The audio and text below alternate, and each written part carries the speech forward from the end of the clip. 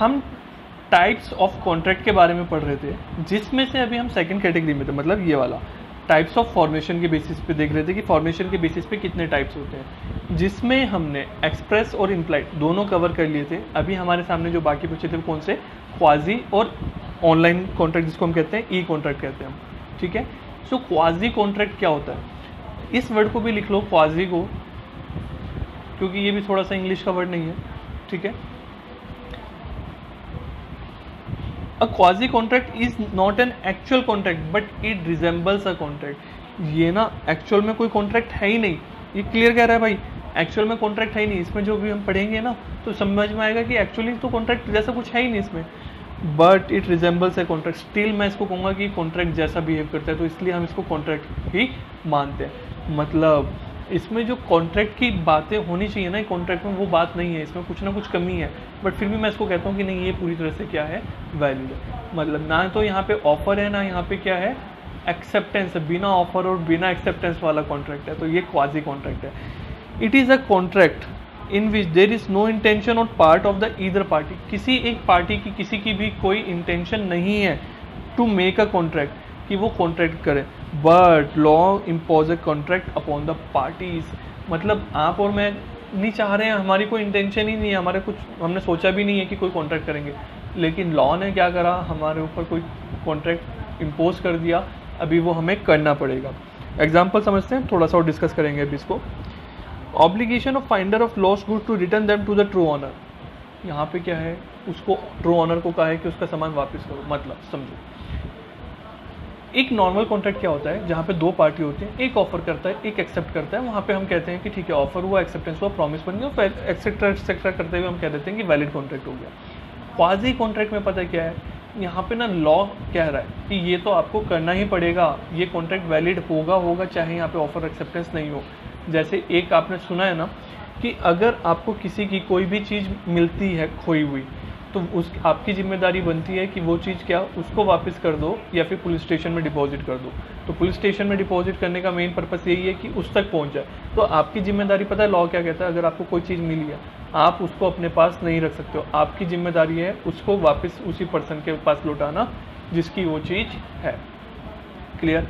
सो यहाँ पे ना ऑब्लिगेशन आ गई, आपके ऊपर जिम्मेदारी आ गई, आपको एक परफॉर्मेंस करनी पड़ेगी, जबकि आपने तो किसी को नहीं कहा था। फॉर एग्जाम्पल, आपको वॉलेट मिला, मेरा वॉलेट मार्केट में पड़ा था और आपने को मिला, उस पर लिखा था, आप जिम्मेदार हो गए कि वो वॉलेट मुझे वापस करो। कल को आपने वापस नहीं करा ना, मैं आपके ऊपर केस कर दूंगा। अब मैं केस करूँगा, आप कहने लगे कि हमारे बीच में एग्रीमेंट ही कहाँ होता, कॉन्ट्रैक्ट ही कहाँ था, तो जो आप मुझे कह रहे हो कि मेरा वापस लौटाओ ना, आपको लौटाना पड़ेगा। क्यों? क्योंकि लॉ में लिखा है। लॉ में क्या लिखा है कि भाई अगर किसी की कोई चीज़ मिलती है किसी को, तो उसकी जिम्मेदारी अपने पास ना रखे, वापस लौटाए। तो आपको मेरा वॉलेट मिला था, भले ही हमारे बीच में कोई इस तरीके का ऑफर एक्सेप्टेंस नहीं हुआ, बट आपको जिम्मेदारी बन गई कि अपना एक परफॉर्मेंस आपको करनी पड़ेगी कि वो सामान मुझे वापस देना पड़ेगा। और यहाँ पे पता है क्या, कंसीडरेशन भी वन साइडेड है।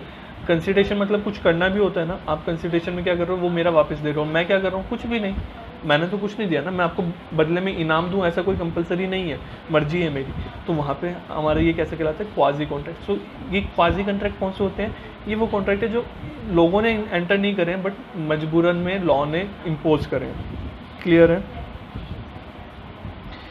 इसके अलावा सेकंड एक और क्या, और liability of a person to whom money is paid under mistake to repaid back can not be said to rise out of a contract even in remotest sense.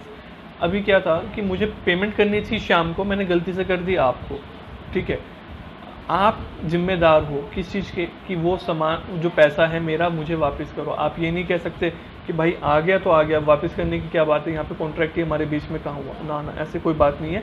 Quasi contract कहता है, मतलब law कहता है कि भाई अगर किसी का पैसा गलती से आपके पास आ गया तो आपकी जिम्मेदारी है उसको वो वापस करने की। क्लियर है पूरी तरह से। यहाँ पे ना तो ऑफर है, ना एक्सेप्टेंस है, और ना ही कंसेंट है। कुछ कंसेंट भी तो नहीं है ना, अपनी मर्जी जिससे भी तो कुछ नहीं करो, मजबूरी में करना पड़ रहा है, स्टिल मैं इसको क्या कहूँगा, कॉन्ट्रैक्ट बोलूँगा। मतलब कुछ भी तो नहीं है वैलिड कॉन्ट्रैक्ट जैसा, बट फिर भी मैं इसको वैलिड कहूँगा। क्यों? क्योंकि भाई लॉ ने कहा है, तो लॉ ने कहा है तो कानून ने किसी चीज़ के सोच समझ के कहा होगा ना, इसलिए। फिर बात आता है ई कॉन्ट्रैक्ट। इसीलिए मैंने इसको क्या लिखवाया था, क्वाजी कॉन्ट्रैक्ट को अरेंज मैरिज की तरह। कि वहाँ पे आपकी रजामंदी नहीं है, ऑफर नहीं हुआ, कुछ एक्सेप्टेंस नहीं हुआ, बट मजबूरी होगी, अभी जैसा ऑर्डर आया वैसा आपको करना पड़ेगा, मजबूरी होगी। तो सेम ये इस तरह से है मेरा। ई कॉन्ट्रैक्ट क्या है? वो कॉन्ट्रैक्ट जो आपकी कैसे ऑनलाइन है।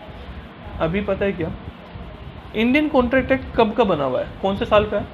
एक बार बताओगे, बिना देखे बताने की कोशिश करो। इंडियन कॉन्ट्रैक्ट एक्ट आगे कुछ याद नहीं है। 1872। क्या 1872 पे कुछ हमारी ऑनलाइन टेक्नोलॉजी थी क्या? 1872 पे इंटरनेट था क्या? नहीं था। तो सर अगर उस टाइम पे ये था ही नहीं, तो कॉन्ट्रैक्ट के अंदर, मतलब जो भी हमारा इंडियन कॉन्ट्रैक्ट एक्ट बना था, एक्ट के अंदर ई कॉन्ट्रैक्ट की बात कहाँ से आ गई? उस टाइम पे क्या लोगों को सपने आ गए थे कि आज से 150 साल बाद या 100 साल बाद ऐसे ऐसे होगा, तो वहाँ पे टेक्नोलॉजी आएगी, वहाँ पे ज़रूरत पड़ेगी, तो ऐसा था क्या? नहीं। एक्ट बन जाता है, बट ओवर द ईयर उसको क्या करते हैं, चेंज करते रहते हैं, टाइम टू टाइम उसमें चेंजेस लेके आते रहते हैं। जैसे मैं बात करता हूँ ट्रैफिक रूल्स में कॉन्टिन्यूसली चेंज आते रहते हैं ना, पेनल्टी चेंज होती रहती है, तो वो चेंजेस होते रहते हैं टाइम टू टाइम। पहले क्या था, पहले नॉर्मल था, उसमें ऑनलाइन कॉन्ट्रैक्ट के बारे में कोई बात ही नहीं थी, क्योंकि उस टाइम पे कोई ऑनलाइन कॉन्ट्रैक्ट नहीं करता था।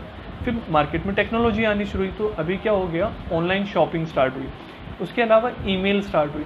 कोई कॉन्ट्रैक्ट ईमेल पे ऑफर कर दिया किसी ने, सामने वाले ने एक्सेप्ट कर लिया। लाइक मैंने आपको ईमेल करी कि ठीक है मैं आपको पेन बेचना चाहता हूँ, 10,000 पेन है मेरे पास, 10 रुपये के हिसाब से मैं आपको बेचना चाहता हूँ। आपने कहा ओके मुझे बेच देना। कल को क्या हुआ, मैंने आपको जो था डिलीवरी नहीं करी, पेमेंट आपसे ले ली, डिलीवरी नहीं करी, आप केस करने गए। मैंने क्या कह दिया, मैंने कहा ये बताओ लॉ में कहाँ लिखा है, लॉ में कहाँ लिखा है कि ई कॉन्ट्रैक्ट है?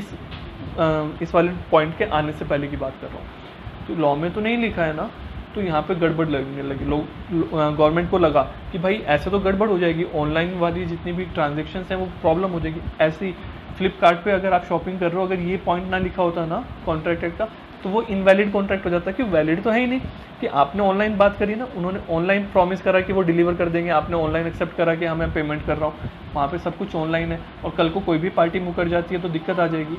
सो दैट्स वाई देखते हुए टाइम के साथ धीरे धीरे उन्होंने क्या करा, कॉन्ट्रैक्ट को करा कि ई कॉन्ट्रैक्ट को भी अलाउ कर दिया। इसलिए अभी इलेक्ट्रॉनिक मीन, जैसे ईमेल पे अगर आप कोई बात कर रहे हो या व्हाट्सएप पे कोई बात कर रहे हो, किसी भी तरह से कोई भी ऑनलाइन आप ऑफर एक्सेप्टेंस कर रहे हो, तो पूरी तरह से वैलिड है।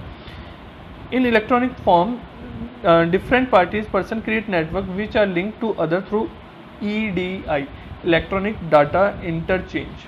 मतलब जो हम आपस में एक दूसरे से बात कर रहे हैं ना, एक नेटवर्क के थ्रू ही तो होता है ना, किसी प्लेटफॉर्म पे बात कर रहे होते हैं, तो उसको हम क्या बोलते हैं, EDI बोलते हैं। This help in doing business transaction doing electronic mode. इसके थ्रू ही हम क्या कर पाते हैं, अपनी ट्रांजेक्शन इलेक्ट्रॉनिक मोड में कर पाते हैं। मतलब हम ऑफर एक्सेप्टेंस, पेमेंट वगैरह जो कुछ भी करना है हमें, वो ऑनलाइन मोड में पॉसिबल है।